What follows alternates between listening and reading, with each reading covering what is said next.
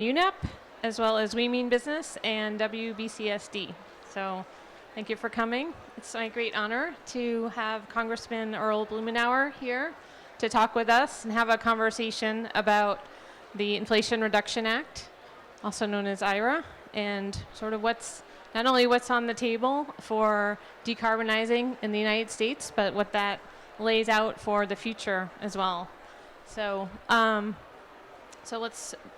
Congressman Blumenauer is a lifelong resident of Portland, Oregon, and he has been engaged in government since his early days, I think just after college, that's what I was reading.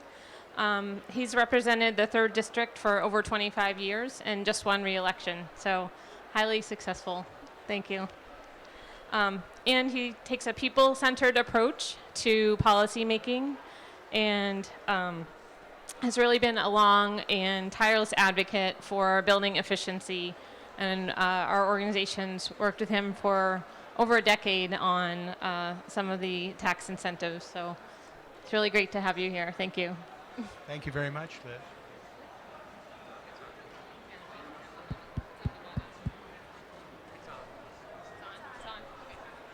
Okay, is that coming through?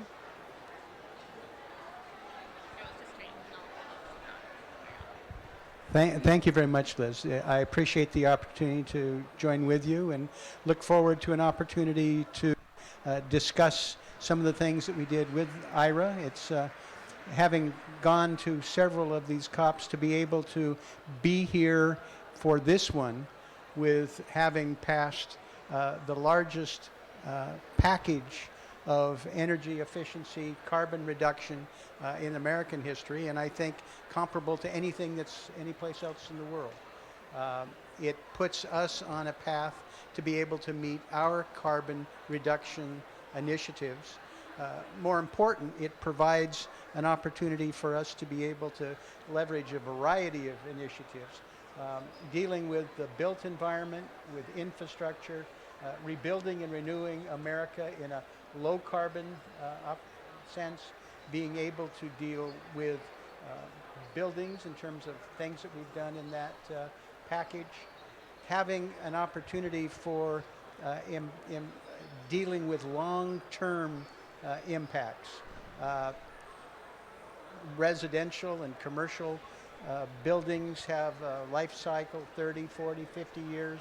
And so the energy efficiency compounds over time.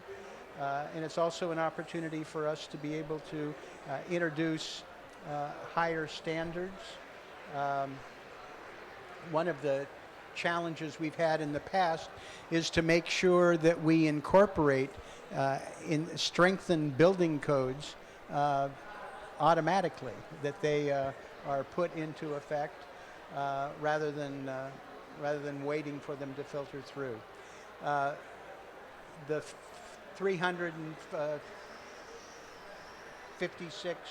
billion is real money. We're also encouraging people to think about the land use and transportation implications. A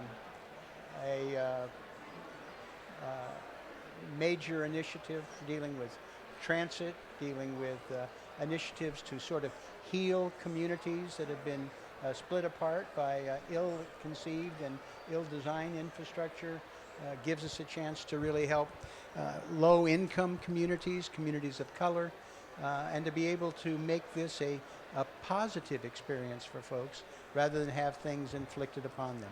So I'm pleased that we are here with that package. I'm pleased that the administration is committed to aggressively implement the provisions. We're in the process, as you know, because you're involved with it heavily, in terms of being able to design the rulemaking process to implement this. One of the things we've been doing since the legislation passed is consulting with people around the country for them to think about how the implementation goes, working with the administration in terms of the rulemaking, and getting in line in terms of being able to in terms of transit, in terms of the discretionary aspects, to be able to make sure they get their share. Yeah, I think. Is is on. Okay, thank you. Um, yeah, I think as President Biden said, good climate policy is good economic policy, and that's really, one of the key messages that we're reinforcing and can see from our business members, and the response has really been really positive. So I know there's like so many pieces of it, and we have an audience, some people that know the Inflation Reduction Act intimately, and others who just have barely heard about it in the news. So let's talk just for a moment about the commercial building energy efficiency tax credits, because I know that's of interest to folks from other countries too, as a potential model. We call this the 179D tax deduction. That's the section of our revenue code. It's been around for a while, but it was stuck at a certain reference point, so it was not getting more stringent over time. And it also was stuck at the dollar level, so it was like getting less and less effective. So this is why we worked on it for 10 years or so. So now that it's been passed, it's very exciting. The dollar amount has increased, and it's actually based on how efficient the building is.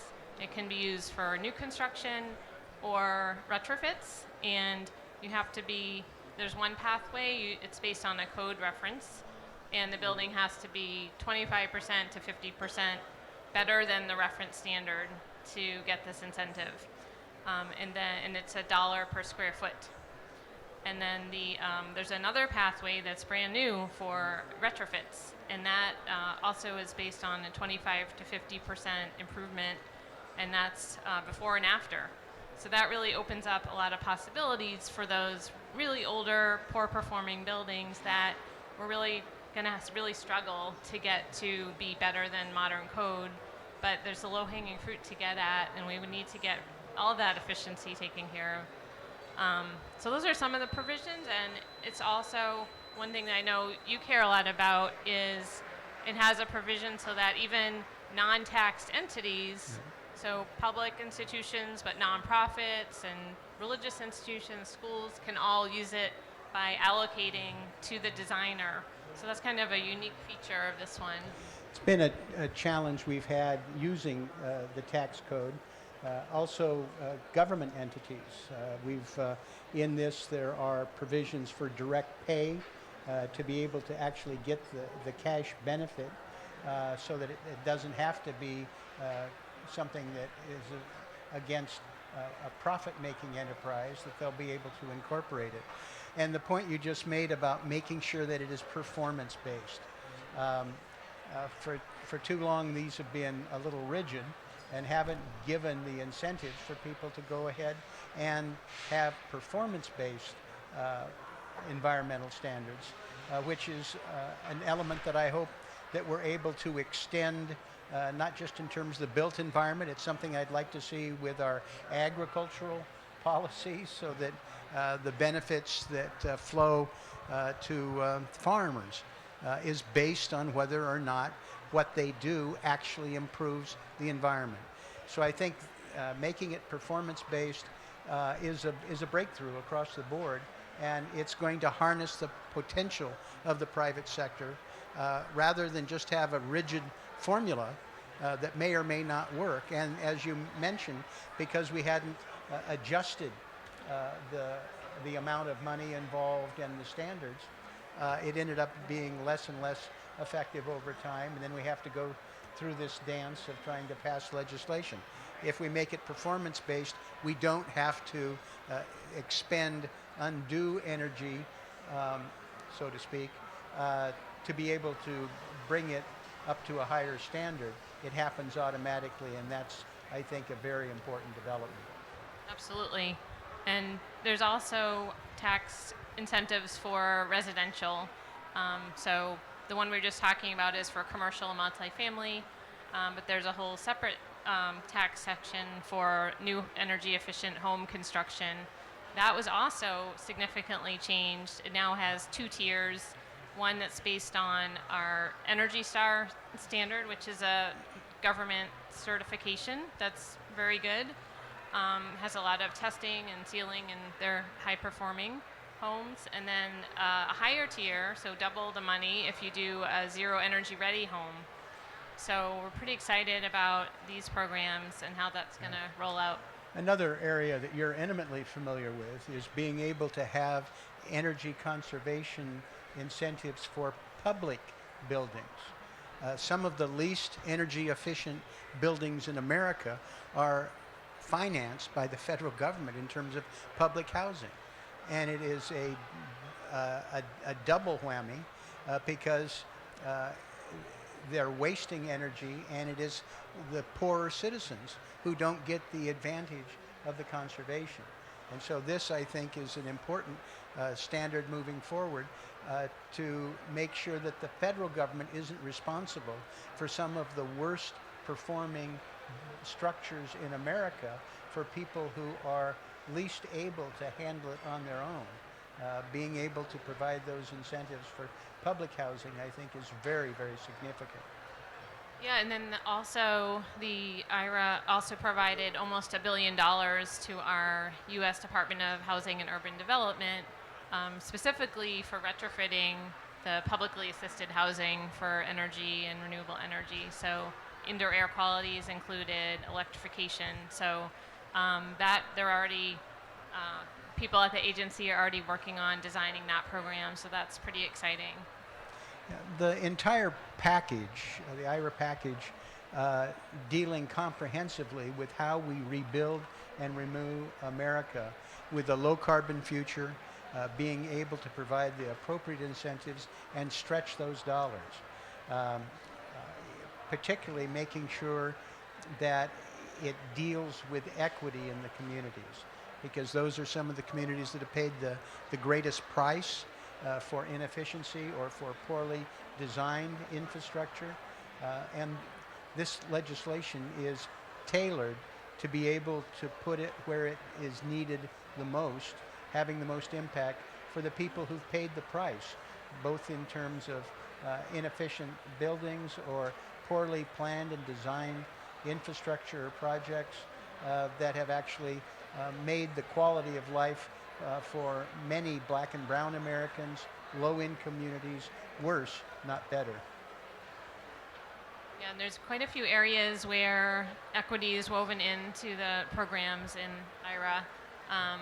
For these building tax credits, having meeting our prevailing wage requirements and also providing apprenticeships is part of the program. So that's another key element. That has been a Yeah. high priority of the administration and Democrats in Congress, fighting to protect Davis-Bacon and prevailing wage, more resources in terms of community colleges and apprenticeship programs. This is something that is critical if we're going to be able to bring everybody into it and to use the economic effect of the $348 billion to maximum benefit to the people who need it the most. So going a little beyond buildings, there's also there's funding for transportation, for transit, for building materials and buy clean, public procurement, for green infrastructure, for battery storage, distributed energy. There's really a web of programs in this bill. What's sort of your vision and how these fit together? Well, one of the things that I feel very strongly about is that it's important for the federal government to lead by example. The Department of Defense is the largest consumer of energy in the world. At the height of the war in Iraq, we were spending $18 billion a year on energy. It costs $300 a gallon for fuel at the front, and the tankers might as well have just had great big bullseyes on them. The Department of Defense has the potential of being able to be transformative, and I'm hopeful that we're going to watch that. The federal government is the largest landlord and landowner in the United States, making sure the General Services Administration, which manages millions of square feet, sets the standard. We've tried to do that with the post office. The post office, you may recall, wanted to order a bunch of internal combustion engines And it literally took an act of Congress to turn that around, so that was procurement of electric vehicles. We're talking about, I think it's 60,000 vehicles that were going to be internal combustion, and it's insane. The post office, being literally in every community around the country, would have an opportunity to be able to demonstrate this, help accelerate the pace of electrification and the electric infrastructure. That's the number of those provisions are in this bill as well. But to have the federal government use the power of purchasing, which is again part of incenting enhanced purchasing, but the federal government across the board has an opportunity to be transformative in communities large and small across the country, and that's part of the vision. The other thing that I feel very strongly about is to have people concentrate on the impact of land use. We've got this graphic up here about how much of the energy program consumption in the United States relates to transportation. And a significant portion of the energy for transportation is a function of having a system that is decentralized, that emphasizes single occupant vehicles, development patterns of single homes scattered around the countryside, being able to promote denser development, being able to have multimodal, bike partisanship, have an incentive to burn calories instead of fossil fuel. People looked at me funny when I came to Washington, D.C. 25 years ago. I decided to bring a couple of bicycles instead of a car. Actually, we had dinner with Al Gore a couple nights ago, reminiscing.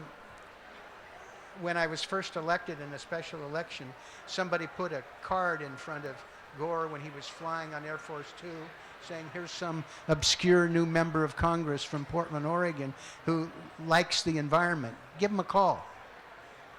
So he did. We had a little chit-chat, and he did very perfunctory. I'm sure he does this 5 times a week or a day, inviting me to come visit him when I was sworn in. And I did. I called his office the day after I was sworn in and went up to visit him. I went up on my bicycle to visit with the vice president, who's on point for sustainability and the environment. And when I got to the White House, they wouldn't let me in on my bike. And it was, excuse me, what would you have done if I had driven my car?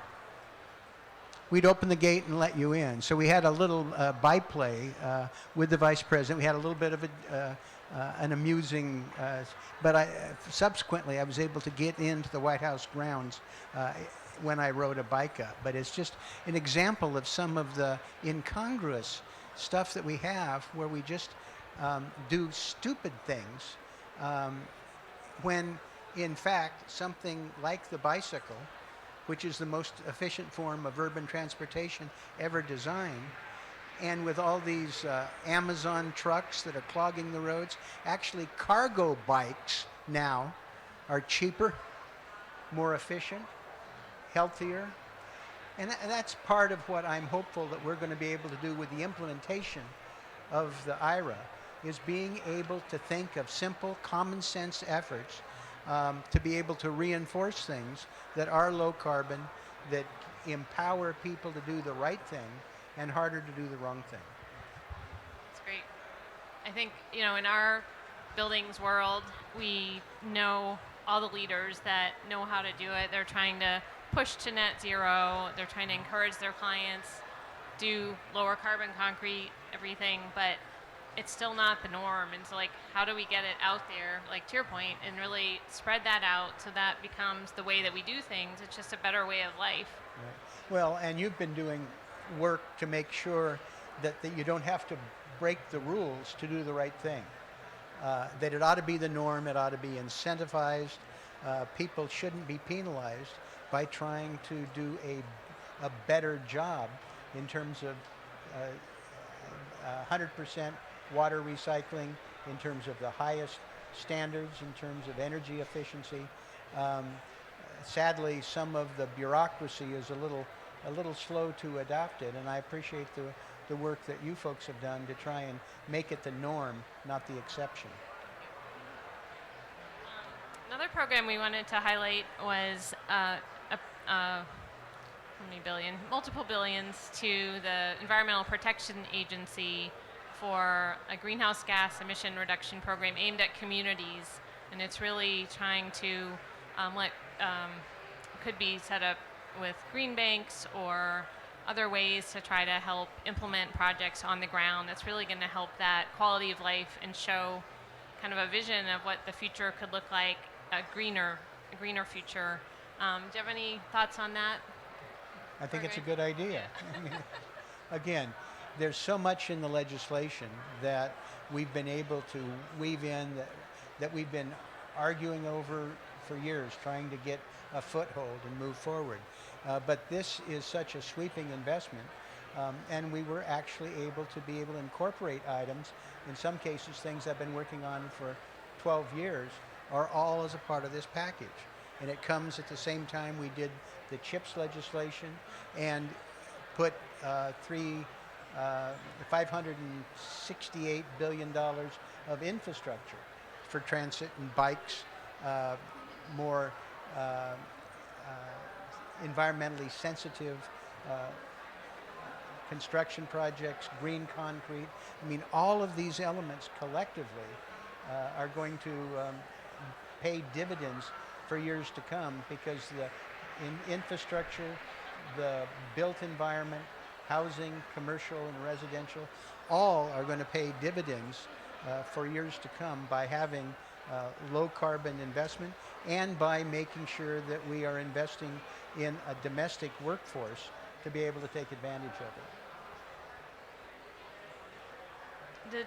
Does anyone in the audience have any comments or questions for the Congressman? Anyone want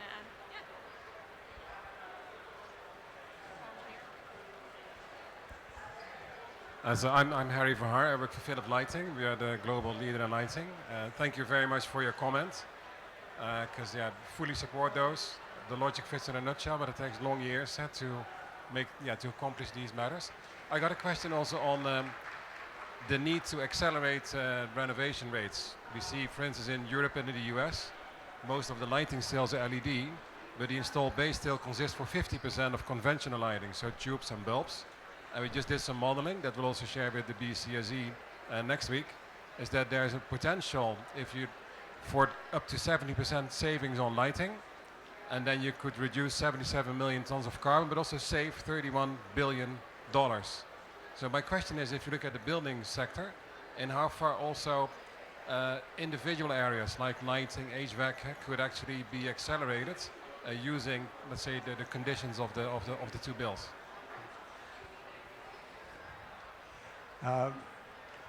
One would hope that is the case. Being able to, again, work with industry to be able to accelerate the adaptation, something that the federal government itself should be doing with its vast sweep of projects and buildings. We barely scratched the surface, I think, in being able to, of course, we've had some problems. For example, the Trump administration wanted to get rid of energy efficient lighting, well, and plumbing fixtures that were efficient. That the industry didn't want the standard to be eliminated. So I'm absolutely convinced that there's a lot more that we could do and should be incorporated into standard practice.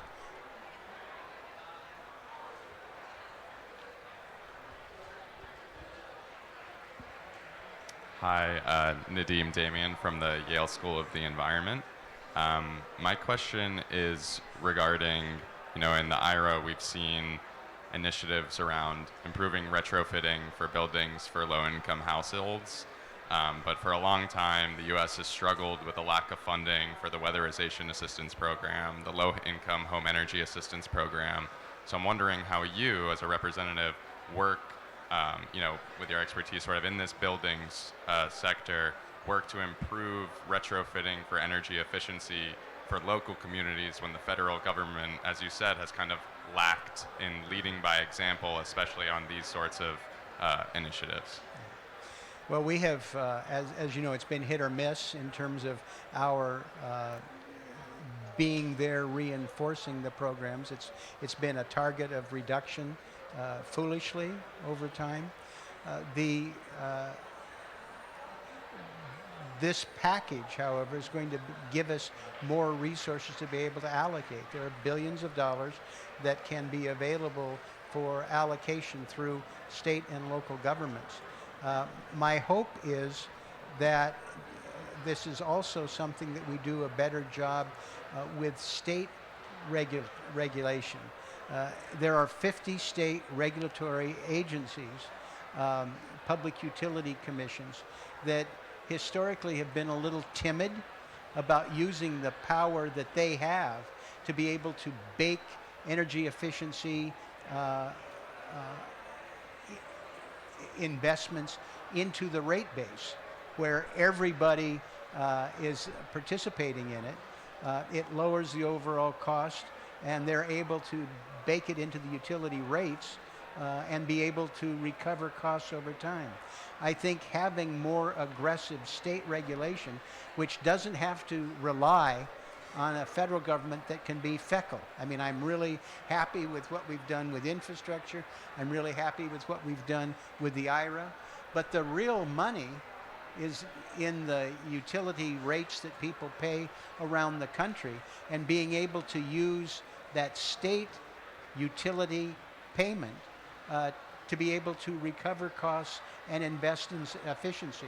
And I'm hopeful that that is something that takes off on a state-by-state basis, because we don't have to wait for the federal government. And sometimes, this will surprise you, sometimes we're not entirely efficient in terms of how we do that, but providing more incentives for public utilities to be able to be more aggressive in terms of making sure that they are more energy efficient as well. There are hundreds of public utilities with very high credit ratings and who touch base with virtually every household around the country. And be able to harness that power, I think, is important to augment what we're doing on the federal level.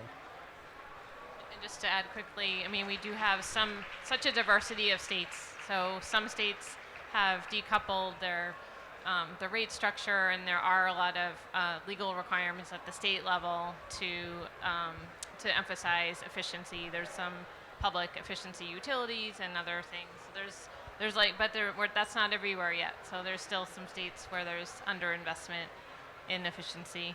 I mean, for utilities, at times, it's been kind of a struggle for them to get their head around being able to adjust the rate structure, so there is that they are incented to be able to sell less of their product, like natural gas. It's in the long run better for them meet their energy carbon requirements and be able to save a great deal of money, not having to invest huge amounts of capital to provide more than they need to. Well, we have just another minute or two, so what's next? What do you see next on the horizon? Well, as I mentioned, the challenge now is to help state and local governments, the private sector, to be able to implement. We've got the rulemaking process that's going on. I'm having conversations with people around the country to be able to understand how to access the opportunities in terms of energy efficiency, in terms of the infrastructure package. I mentioned the rulemaking process that's taking place, so some of this is a work in progress.